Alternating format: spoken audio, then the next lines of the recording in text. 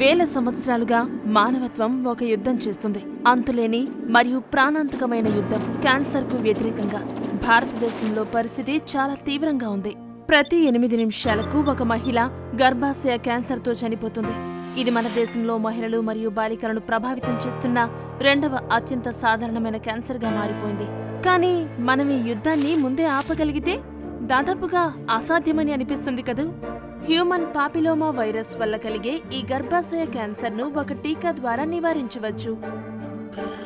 దాదాపు 2 దశాబ్దాలుగా ప్రపంచవ్యాప్తంగా లక్షలాది మంది ప్రజలు హెచ్పివి వ్యాక్సిన్లు పొంది ఆరోగ్యకరమైన మరియు సురక్షితమైన జీవితాలను గడుపుతున్నారు.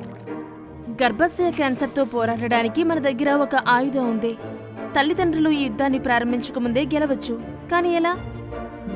మీ కుమార్తెలకు 9 నుండి 14 సంవత్సరాల మధ్య వయసులో హెచ్పివి టీకాలు వేయడం ద్వారా. అవును, ఎందుకంటే ఈ వయసులో వారి శరీరాలు వైరస్తో పోరాడే సామర్థ్యాన్ని కలిగి ఉంటాయి. తల్లిదండ్రులారా, మీ కుమార్తెల భవిష్యత్తు మీ చేతుల్లోనే ఉంది.